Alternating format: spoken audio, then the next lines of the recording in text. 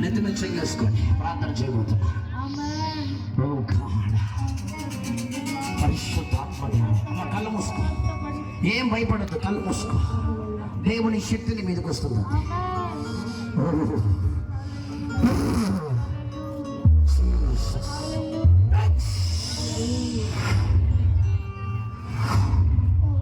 యేసు నామములో ఈమెలో ఉన్న పరిస్థితి